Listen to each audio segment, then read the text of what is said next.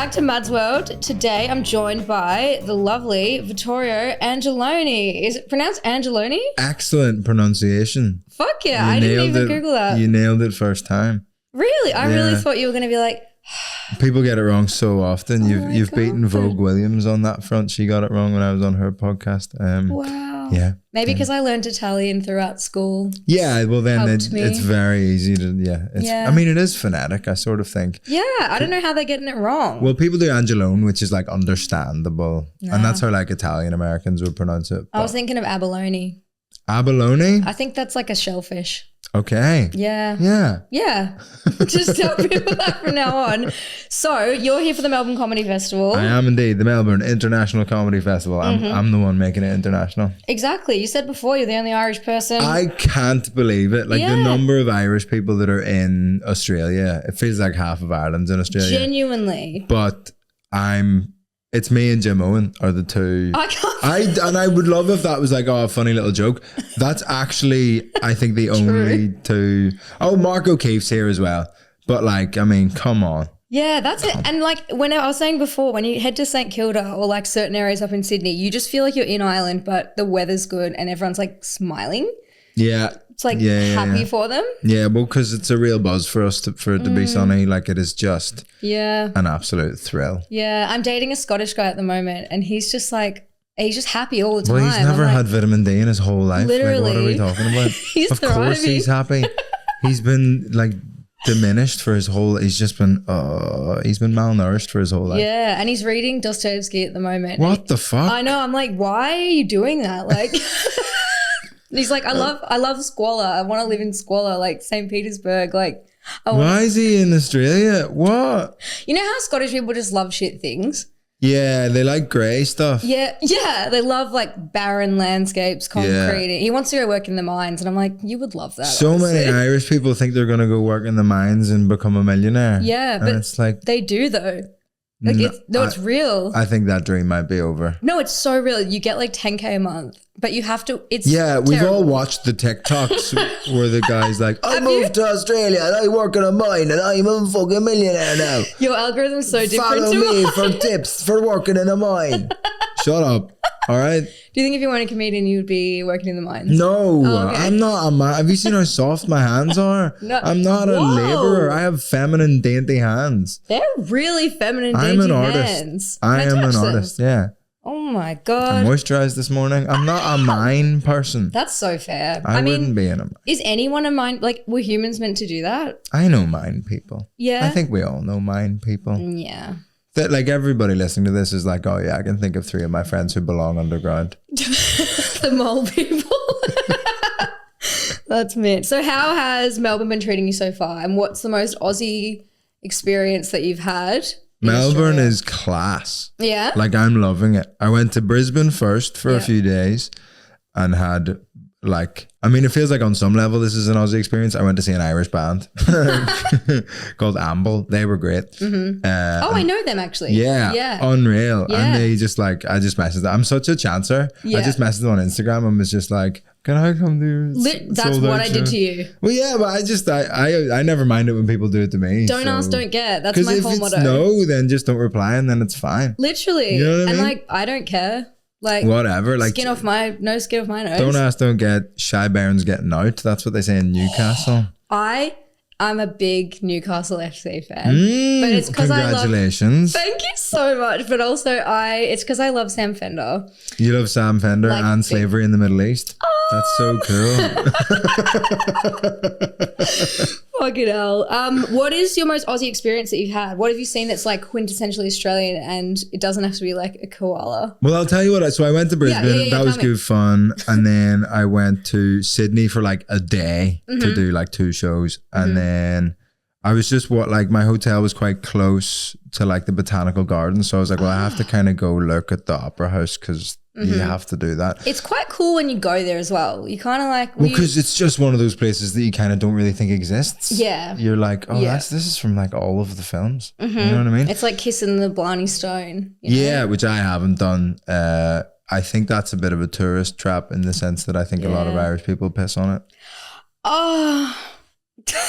I haven't done it either, and but then tourists guess it. Wow. And then that's really funny. That's really funny. I went to Ireland on the day that COVID caused lockdown, and it was St. Patrick's Day. I remember, St. Patrick's Day 2020. And we were in this hostel, and it was like everyone was in bed, and my friend was texting me off the top bunk. She's like, should we like fly home in the morning? Like, what if we get stuck here and we can't even go to the pub? I was like, yeah, we need to get out of here. And we flew from Ireland to London. They didn't even check our passports on the way because there was just too much going on. So I'm like, I could have just been some European person. Yeah, they were just like, get it in God, there. you got out just in time as well. And it was before Australia closed the place. Well, I stayed in London in COVID, living in an ex-council estate with 4 people, and it was hell on earth. Yeah. It was fun as though. I jumped back to Belfast for COVID. Did you? I was like, fuck being in London for this. Yeah. Well, yeah, but what's Belfast got that's any different? My mum and dad paying for all the food.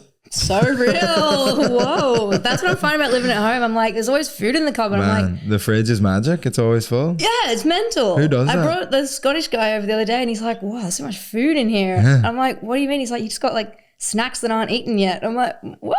Yeah, well, like I don't know what point in your life you get to that level where you just like buy snacks because you always need like a surplus of snacks. And you're thinking about your future self rather than like on the day. Yeah, I've never once thought about my future self. Yeah, me hence I'm so hungover today. But Sydney, so I went for a walk around the Botanical Gardens. Class, really, really beautiful. Cool, isn't it? And as I was walking to the Botanical Gardens, I passed the Conservatorium of Music in Sydney, and I was like, oh fuck, that's like the same type of institution that I went to in London. Oh my God. Yeah, so I was a musician. What? Yeah, classical musician. I'm very highly trained. And I was like, I'll just stick my head in to see what it's like. Yeah. Number one, it's the exact same. It's so crazy. Like I was stood in the queue for the cafe being like, I might as well be 19. Oh my God. Like, that guy with the trombone looks like every trombonist that I studied with. I love when you time travel from like being in it's like a smell does it for me. It was mad. I was just like, oh my God, this is the same. Hectic. And then I was just walking around and there was a lunchtime piano recital on, and I was like, I'll just watch that. Oh my God. It was free. So I think you were supposed to donate 1 gold coin. What year is it? Yeah. What year is it? Do you even have a doubloon? Do you have coins? No. What? Wait, what? We do have coins, but that's what it said. They were like, it's 1 gold coin. That's donation. like such a like classic Aussie thing. Like in primary school, if you had like a charity day and you wear jeans, you bring a gold coin donation. Day. Yeah. So I just like didn't do that.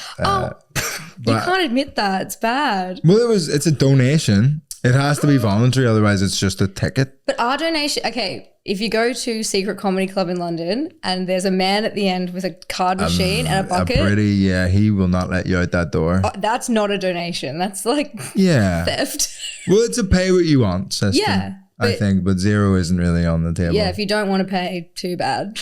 But I mean, I would never not it's pay, like a government funded, it's not like Top Secret's being funded by the government. This is like an educational institution. They're fine. Yeah, that's probably fair. And like I watched 2 people play the piano and then I left. Love that for you. Yeah, they were Sounds great. really relaxing. Were they Asian? Yes, of course they were Asian. Obviously. Yeah, they're piano students. And they're in Sydney. Don't be silly. Yeah. So did that, Sydney, saw the Opera House, grand, 2 shows at the Comedy Store, unreal. And then came to Melbourne. And fuck, Melbourne's so cool. Yeah? I'm such a big fan of it. Like, it's just the nicest, like all the food. I asked for food recommendations from people on Instagram. I got 126 restaurant recommendations. Genuinely, there's so much good shit. And it's because there's so many immigrants that just brought their flavors here. Yeah. And it's like, no one's, apart from like the Indigenous community, no one's actually from here. So it's like, it's just an amalgamation of everything. Yeah, it's like, it's unreal. And so I got like all these, and I'm such a fucking freak. I made a spreadsheet of all the recommendations. No, I would do that. And then the ones that got more than 1 recommendation, I put onto a Google Maps thing. So I have 26 places to try and get to in the next. Oh my God. I've done a few of them. Rocco's for a meatball sandwich. That was fucking class. Yep. I've only been disappointed by 1 place so far. Which was it? Chin Chin. Yeah, do you know what? Fuck off. It's just a chain. Honestly. I don't know why anybody recommended that to me. It's like the Pizza Express of curry. Literally. Like I don't, what? Yeah, and like, are the people working there even from that place? But also, they like, they like didn't want us to be there. Like they took forever to bring the food out. That's when you know it's good though, when they want you to fuck off. And actively rude.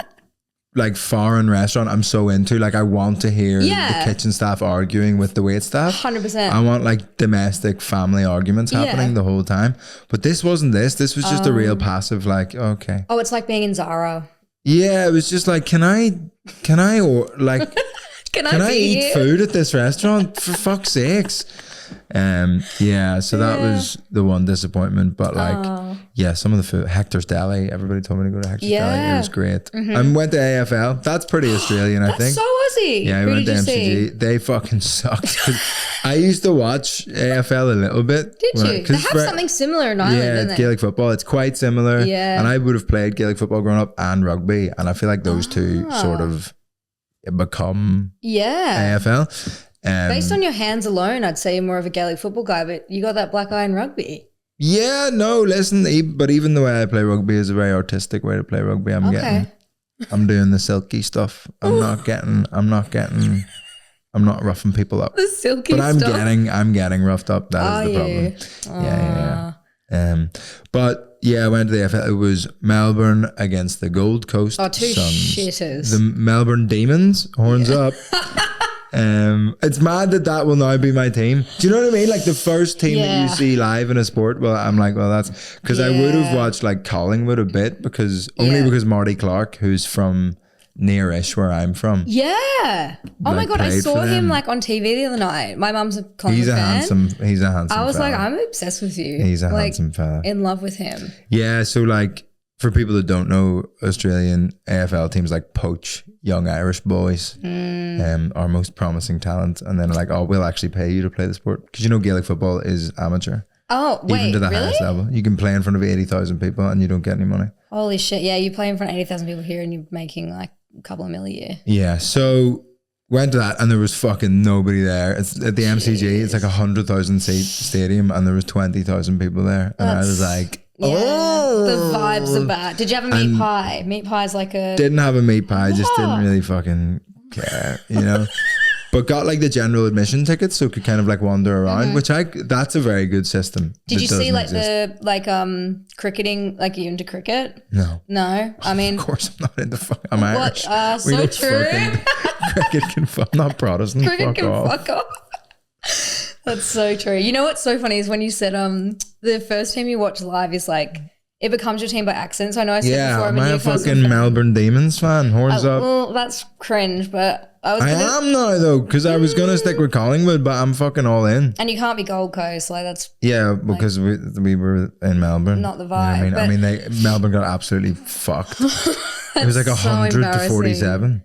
Oh, so bad. That's bad. I saw West Ham for the first time in England, and that was my team for a bit because I lived in Stratford. But it was that game when like the fans stormed the pitch, picked up the corner flags, and were like javeling it at each other and stuff. And my God, because they were fuming at the management for like changing their home ground or something. And I was like, they're in that shit Olympic stadium where you're miles away from the pitch because there's a running track around it. Yeah, stadiums with a running track can fuck off. Yeah, it doesn't work. It was no good. And I was like to my friend, and she's from Barking, and she's like grown up there her whole life. So I was like, is this like normal? She's like, no, this like never happened. That was a pretty extreme example. But West Ham fans are quite rough. Yeah, I feel like they're likable as well though. Like no one really hates West Ham. Yeah, well, Millwall fans hate West Ham, but everybody hates Millwall fans. So that's okay. It cancels out. But you're West Ham and Newcastle fan? Well, no, because I kind of changed because I was like, oh, like what you said. Was it when the Saudis bought Newcastle? You were like, I'm in? Yeah.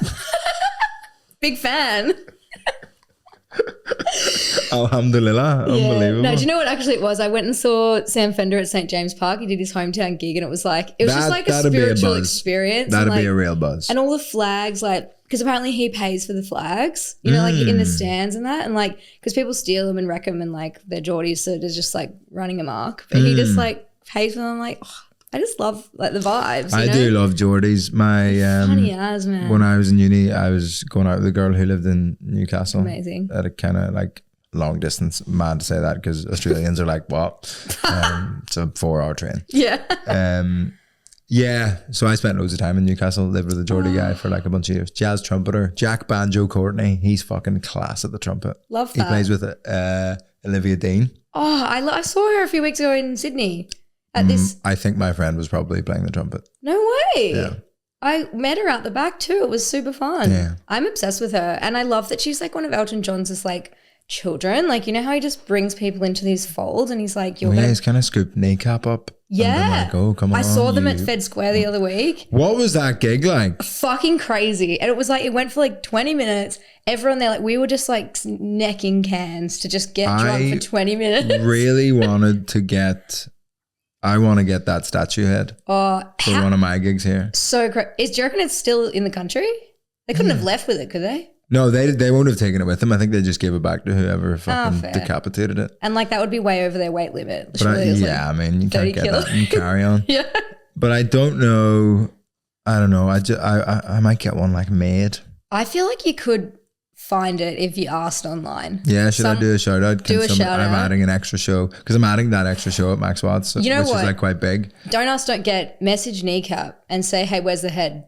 Yeah. Where'd you leave that head? Yeah. I've met them like briefly once or twice. Then you're in. And they think like Northern Irish comedy is a bit cringe. What? I think that's their take on it. They're like, oh, it's all just a bit fucking smacked out, isn't it? And oh my God. I love hearing about like, because like obviously in Australia, people in the Gold Coast, people in Brisbane, people in Sydney, we're all the same because we've only been around for 120 years. Yeah. Like, well, white people have been around for 120 years and it's like, we haven't had enough time to diversify the culture or our accents. But yes, it hasn't diverged really. Yeah, it's the same thing, except everyone up in Queensland is like really right wing and like totally fucked. But like, but people are entitled to their proclivities. Their sexual proclivities. Let there be 1,000 blossoms bloom. But I ain't spending any time on it. That's my favorite video. I need to put that back in the show because I'm slightly overrunning because I'm doing so much like stuff about Australia in the show at the minute. Well, I'm just doing a little bit at the top, but I need to put that bit back in because it's so funny. That's what I was going to say. Do you like, because obviously you've traveled, like you've done shows globally. How much do you localize the humor? Because like, I'm just thinking like that your shows must be full of Irish people here because there's so many of them. But like, I'm sure it's like quite a mix. Like, it feels like it's probably like a half Irish people, yeah, and then like some English people, and then lots of Aussies. Yeah, is what like roughly feels like. I mean, I don't do a fucking census at the start of the gig. No, but you can get a sense of what they're laughing more at. Do you like change as you go and stuff? The show is pretty much the show. Is it? I change the odd little reference, and then I try to do something. Like at the top that feels like I'm here with you. You know what I mean? I'm not just here to fucking spit out my monologue type thing. Yeah, for sure. So I do some very carefully written jokes about the acknowledgement of country. Okay, good. And all the Australians go, and I go, got him. Which is fun because the Australians can't make fun of it and the English people can't make fun of it, but I've got nothing to do with it. Yeah, love that. Yeah, it's a good bit of fun. And yeah, I do little bits. I mean, there's a bit where like the word Tesco becomes the word 7-Eleven. Yeah. Like, do you know what I mean? It's just these little reference points. Australians some Australians don't seem to know who Michael McIntyre is. Okay. And I have jokes about him. And then, which is like fine. Like I just explain who he is in a funny way. How would you explain him in a funny way? Well, he's just like a millionaire TV comedian who talks about nothing. Wow. Just like who? That was really funny. Men keep things in drawers. Shut up. Shut up. No one cares. Fair. I was gonna say, right. Fave. No, what was my next question? Okay. I've gone on complete tangents every single time you've asked me a question. No, I'm the same, but I have to bring it back because I have ADHD, and otherwise we'll just talk about like weird stuff the whole time, and I'll forget that we're on a podcast. But okay, biggest difference between, because everyone talks about Irish and UK humor versus US humor. Have you done a US tour before? Because I know it's coming up. It's coming up. Never done one before. What do you reckon it's going to be like? Because obviously, and what do you think about the humor difference? Like, do you think it'll be challenging? Based on like online clips and people's specials and stuff, American audiences seem to just lose their mind over an accent. But just like any joke, they just like, wow.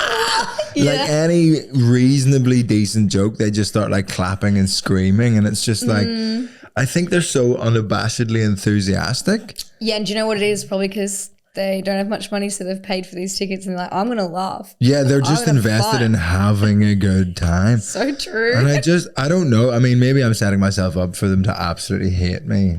Just go to like Boston. Like, you go to Boston, you'll be fine. Well, I'm doing, so it's like Austin, Nashville, Chicago, Toronto, Boston, Philadelphia, New York. Wow. Those are the shows. That's a big run. You're going to be knackered. Yeah, I mean, I've been on this tour since January 2024. So I am, yeah, it was weird because I had some time off there. So I'm working on a new show at the same time. That's exciting. For the Fringe in August. So I've done about 15 work in progresses in the time off the tour. Yep. And then I had to, I mean, in Brisbane, I was like, what are these jokes? I was like, the whole way through the Brisbane show, because I hadn't done it in 3 months, I was like, oh, this is funny. Like, I'd forgotten loads of the jokes. Oh, I've got a good one. Yeah. I was like, oh, this next bit's really good. That's so good. How do you come up with stuff? Like, how do you like get an idea and then it becomes something that you use in the show? I'm just always making notes on my phone. Like, that's always happening. I'm always just like, oh, is that something? There's something. Yeah.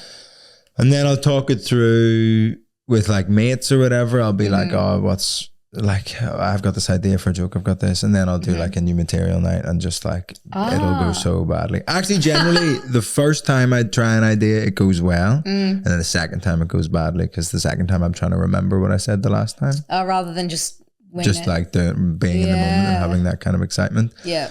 And then it all kind of like evens out and all that stuff. And then I'm really bad at like sitting down and like writing. I fucking basically never do that, and I really should, and it's something I'm working on more for this next show, because that's a weird thing. I think James Acaster said it once, all you learn from each show is how to write that show.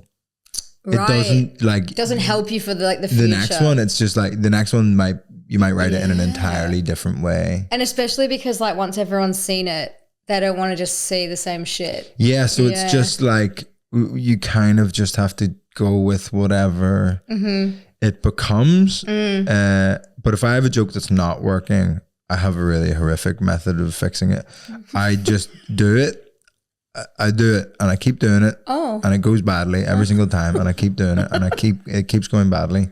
And I do it because every time it goes badly, I panic and my brain like freaks out. Comes up with something funny. And just starts fucking firing, just handing me things to say, like that's stuff good. Just pops into my head. So eventually my brain like fixes it after like 2 weeks of me having the worst gigs ever. That's good. I love when you can trust that your brain's like going to sort you out. I mean, most of the time it doesn't. It's just like eventually it will. Oh, okay. But you just have to hold the line and be like, my friend Alfie, who like directs my shows and stuff, he is brilliant, and he says if you want to try something exciting in stand-up or want to do something exciting or interesting in stand-up, people think you have to be prepared for the gig to go badly. He said that's not enough. You have to be prepared for the whole audience to hate you. Yeah, okay. And I was like, oh, that's really scary. Yeah, that is scary. You have to be like ready for them to fucking so you can like win them over.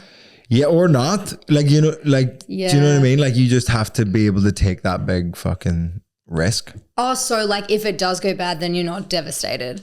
Yeah, you just have to, like, if you're going to do something that's interesting or challenging, because a lot of anybody who comes to my shows is like, fuck, I can't believe you spoke about that. And even like with the acknowledgement of country thing, it's some of the Aussie comics are like, are you actually talking about that? And I'm like, really? It's just like, but it's just, I like the tightrope. I like the tension. I like the jeopardy and the risk and stuff. And I'm always coming out, I'm not just saying stuff for the sake of being offensive, but I like it to feel the dynamic of it.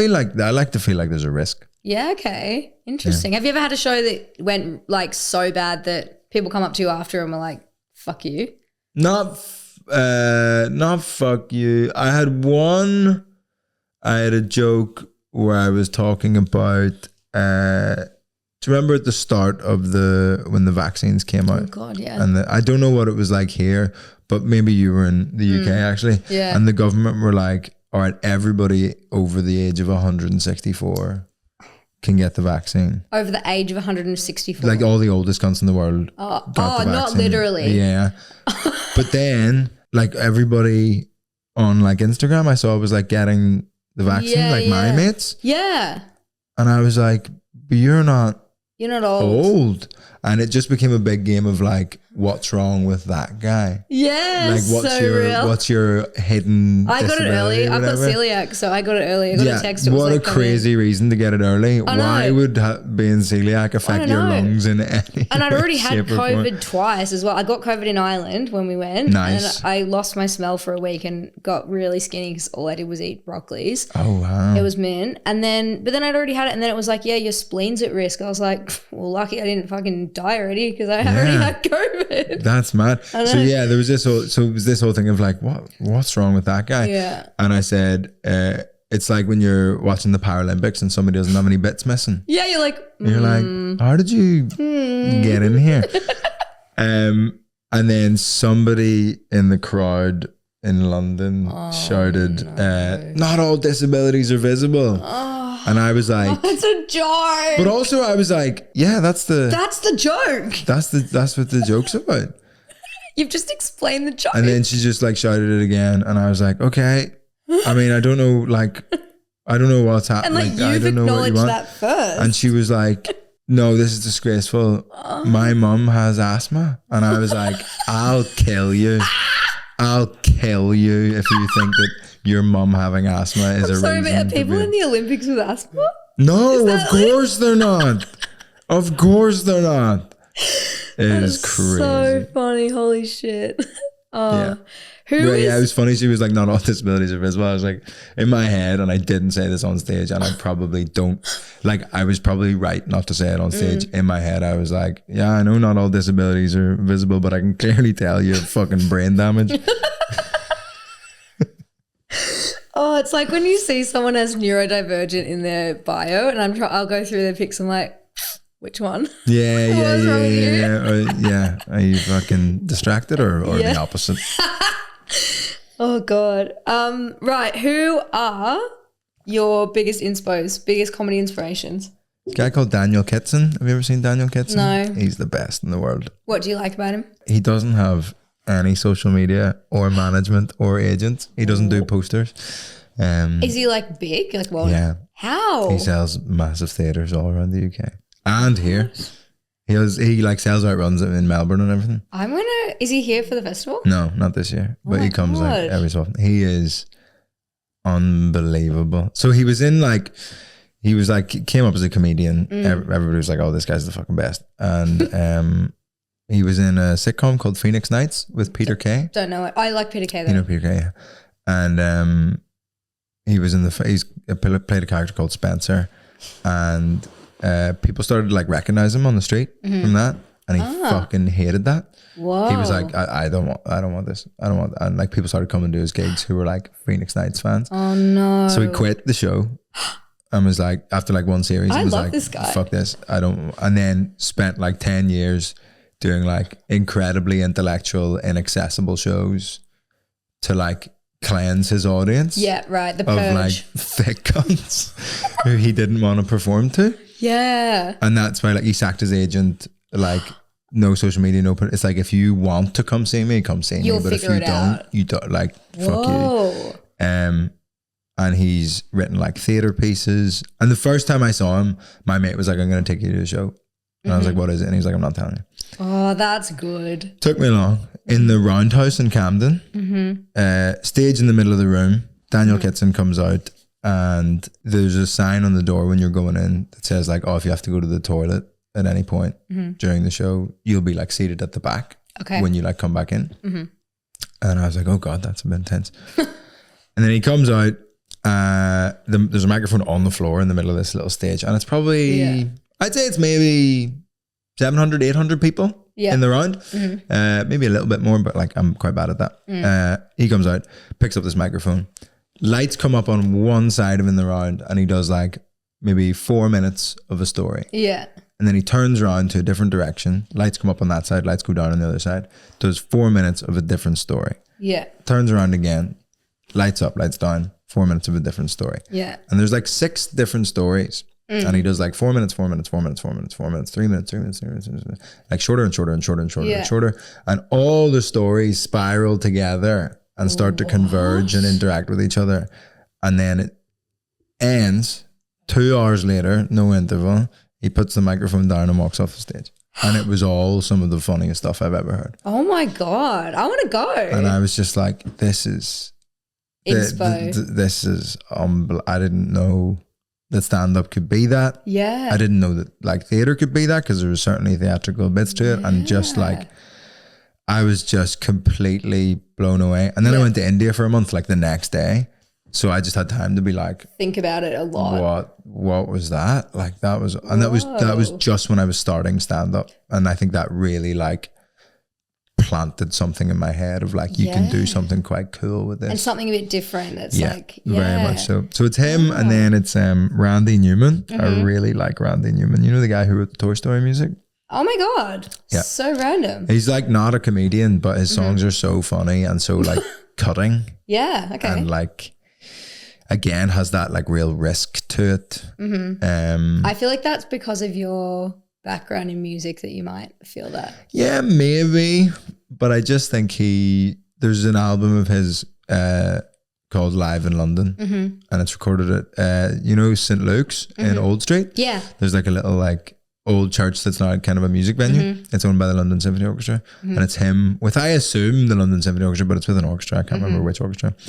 And just even the little funny bits he does in between songs are just like so brilliant. And he has this thing, like there's one song that I think it's so funny. He's like, I wrote this song about my first wife while I was with my second wife. It's like, that's good. Really brilliant. And he has some of the most like heartbreaking songs you'll ever hear, but just honest. Like that song is about how even though he's not with her anymore and he shouldn't be with her, and they both agree on that, like he still loves her and he still misses her. And it's like sad that they're not together anymore, even though it was the right thing to do. Yeah, which is like, relatable. That's so fucking like legitimately like brave to put essentially your current relationship on the line and be like, I'm not going to fucking lie to you and pretend I don't miss that person that I was in love with and probably still am on a lot of levels. And like, everyone has that experience. Yeah. It's like the girl I first went out with, there's still part of me that's like, oh, that's a shame that I don't see her ever anymore. Yeah. You know and you're just like, it's like that Gautier song. They're just someone you used to know. Listen. I mean, I always think like it's sad that like I don't see their like family. You know what I mean? That's the thing. When you like make good friends with like their sister or something. Well, like I'm a girl, but like, or like. I was good friends with her sisters. Yeah. Yeah, we'd hang out and everything. I know. Although her parents did come to one of my tour shows and I found it very strange. Yeah. They didn't tell her. Oh. Your parents? Did you talk about her in the show? No, not this one. Talked about it in the last one. She was very angry about it. Oh, really? Didn't name her, obviously, but did call her a cunt. Did you call her a cunt? Yeah. I mean, I'd probably be mad, but but also like funny. The joke was she dumped me 3 times. Yeah. And you know what they say? Fool me once, shame on you. Fool me twice, shame on me. Dump me on Christmas Eve. You're a cunt. So true. Little joke. It's literally a joke. Little joke. And also, what else are you going to joke about if not your own experiences? Yeah, and I don't know what the right answer to this is. She was like, can you not talk about me on stage? And I was like, no, we were together for 4 years. Yeah. I'm not going to be like, it's such a big part of my life. It's like asking a painter to not paint about like, I'll not make it clear that it's you and I'll not do this and the other, but it's just like, yeah, I'll talk about it and I'll try to be respectful. And it's hard to be like, I'll try to be respectful when I've obviously just called her a cunt, but like I thought that was so clearly like a bang bang bang joke. Yeah, and like it's a good joke. It's like just it's so jokey. Like it's such a joke. It's not like you're telling her personal like details and analysing them. This is her address. Like, this is her job. Yeah, blah, 100%. Blah, blah. Yeah. Well, you mentioned there how you started out in comedy. How did it all start? Like what made you want to do it? And was it, because obviously you've got your podcast as well. Was it the pod first or was the pod like after? I did a podcast before I started comedy, but it's not the current podcast. So I started like interviewing people. So I was studying classical music, like playing in orchestras, doing all this stuff. And I liked it. It was good fun. But I realized that I was kind of never, unless it was like to see a friend, I was never paying to go and see orchestras. Interesting. But I was going to stand-up shows and theatre and really, really loving it and like would be excited to go to those things. And I was like, and I was listening to loads of podcasts and I was like, well, if I want to be a performer and I want to make stuff, I should make the stuff that I would want to watch. Yeah, that's a quote, isn't it? It's like make the thing you wish existed. Exactly. Yeah. Make like, and that's sort of been a mantra of like do things that you would pay to see. Wow. And so I just started fucking doing it. And have kind of kept doing it. That old podcast kind of like changed a bunch of times and then just kind of like died. And then towards the end of that podcast, I had Mike on as a guest, and we'd like met a couple times, but he was just so easy to like podcast with. It was very good vibe. Yeah. And I was like, this is pretty rare. Yeah. That you find. You and have he's a good very hardworking. energy. As much as he's insane, he's very hardworking.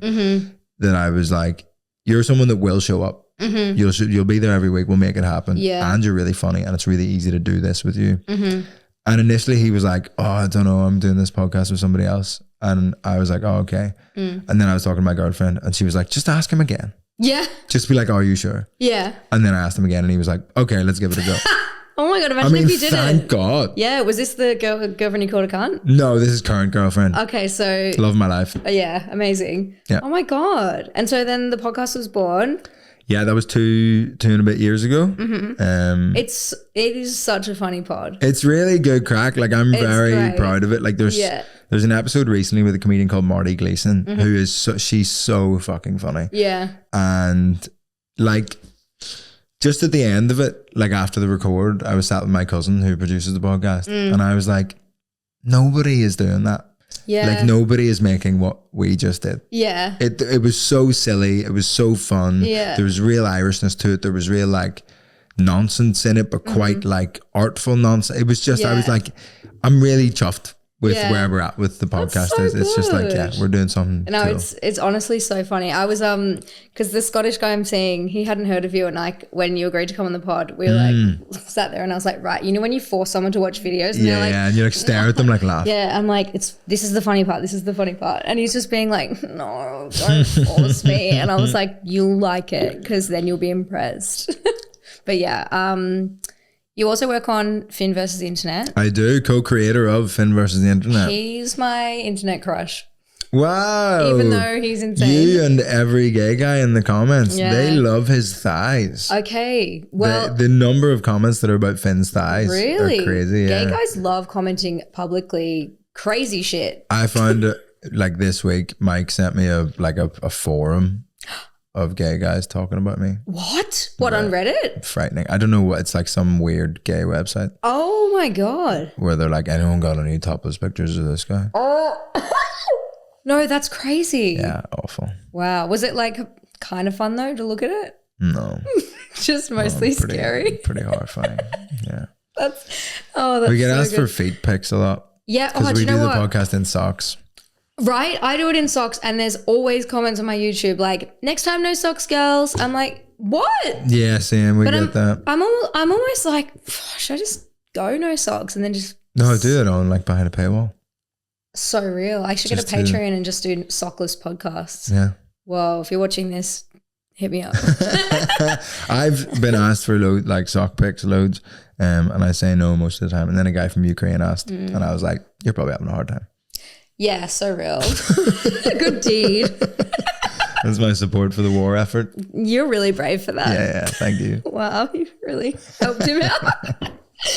Jesus. But yeah, Finn versus the Internet. How did you, because are you co-producer, right? Or co-creator? Co-creator, yeah. It's me, Finn and Horatio. Oh my God, Horatio Gould is my other internet crush. You've got mental health problems. Yeah, no, I do actually. That's so funny. Yeah. Horatio, when he does, there's another video I always force people to watch. It's when they do British shows in the early 2000s. Yeah. And he talks about fat families. Yeah. That's the funniest shit ever. Like, very good sketch. That's probably one of the funniest things I've ever seen. They're my two internet crush. And Tom Lawrenson. Do you know Tom Lawrenson? Yeah. Again, you have so many problems. These are the strangest men. I just love skinny white guys that are really funny. I get the Finn. Finn is like, so in my opinion, like very big, beautiful eyes and like just a very kind It's not about how he looks. It's just like you just want to win him over. You just want to win him over, especially when he's in that character of just being a total fucking. Yeah, it's not a huge stretch from him. We're always like, oh, you're the character of Finn, and then we're all like, yeah, the character. The character. He's literally Ron Burgundy, but like more of an asshole somehow. Yeah. So that started like Finn was just like, he'd done all the TV stuff and was obviously brilliant, but just missed the boat. like missed that stuff like launching you. Like yeah. He did Apollo like the year after Phil Wang did it. Like Phil Wang was his best man at his wedding, and obviously Phil's just had this like TV. Yeah. And Finn just like missed. It didn't click. It didn't whatever. The timing it didn't just align. didn't happen. Yeah. And I met up with him because I was doing like okay on the internet stuff, and then Finn was like, can we meet up? Like I want to make something. I want to make like a show or something. And I was like, yeah, cool. And then he was like, do you think you could film this? Do you think you could do the blah, blah, blah, blah, blah? Yeah. And I was like, Horatio probably knows more about filming stuff and that side of things than I do. And I think he would be a good addition to this as well. So then we just met up and started figuring out what we wanted to do, and had a very chaotic time making the first series in the room above a pub. Like it was fucking... Fun? Yeah, some of the most fun I've ever had, but also unbelievably stressful because we didn't know what we were making. Yeah. And it started off, it was good. Like sort of like it was more of like a prank show when we first started making it. And then we were like, no, this doesn't, because people got annoyed and blah, blah, blah. We'd like... People got annoyed? Well, we got them in under like false pretenses because we didn't know what the show was. It was more of like a Sacha Baron Cohen, like... Yeah, okay, tell them it's going to be a normal interview and then it's not. Weird. Yeah, so it's like... It was very uncomfortable, and I had to pretend to be like a producer and be like, hi, welcome to the thing, blah, blah, blah. Awful. And when it's talent you're dealing with too, they get so like, snippy about stuff. Yeah, awful. Yeah. And we had like a fake talent agency, like a production company. We built the website and everything. Like it was a proper like ruse. You should release that as like a special app later on. Yeah, unless you're not allowed, because yeah, I mean, there's one that will be lost forever. And that's such a shame. The booking agent cancelled all of her. The reason that pretty much all of the guests are comedians in the first series of Finn vs. the Internet is because one booking agent pulled all of their clients. So we had to scramble and just get people we knew. Just mates. Like, oh, that's so funny. I saw the one with Ayame because I did like because I do talent management as well as my job. We like flew to London for this shoot, and then me and her like just got on like a house on fire and stuff. And then I saw her on, there was a couple of clips. There was something like, what did he show her? It was something just totally fucking The billionaires being squished? Yeah. I think was it the submarine thing? Yeah. I made that video. Did you? Honestly, that is fucking gold. It's so funny. And her face is like, yeah, she played it perfectly in the sense that she was just like, oh, like the whole time of like, yeah. Yeah, she's fucking class. I want to ask you, what's the funniest thing you have ever seen? The funniest thing I've ever seen. You can pick a couple. I mean, I do feel like on some level it's going to be like the stupidest Vine. Oh, you know what I mean? Like just a really dumb TikTok is probably going to be the funniest thing I've ever seen. Yeah. Oh God, two of them have popped in my head. Do you ever see the one where the car like beeps at the lady crossing the road and she just throws the milk? Or the cat goes boop. Yeah, so funny. Yeah. But is there one of a little boy? He's like, I think he's African. I think, and he's reading the word Nutella on a jar, and they go and he goes, put it together, and he goes, peanut butter. So good. Like it's so shit that's like it's so the death of art, but like all that stuff is just unbeatable. There's one like that where I think it's a Vine, and it says who. And she goes, what does it say, Anaya? And she goes, what? There's also one I love, and this is like, if I typed it into Google, it would come up as a suggested search because I look at it all the time. It's called dog fart, cat sick. That's right up my girlfriend's street. Do you want to watch it? Yeah, let's watch dog fart, cat sick. Dog fart. It's really short. And pretty much the clue is in the name. Yeah, I feel like there's some spoilers in the title. Yeah. God, it's so funny.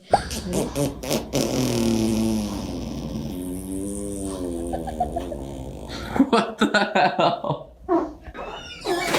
Marty, no, honey. Oh my God.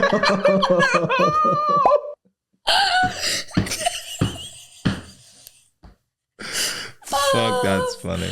Oh, I watch it like once a month. Yeah, and then all your classics like your free Shabaka do's. And Vine, like, I know Vine TikTok's was really good, cool. but Vine's like... The 7-second thing really made people get creative. Yeah, I always think constrictions make people creative. Mm-hmm. Yeah, I agree. You need to have some rules. Otherwise, it's like we could just do anything we want all the time.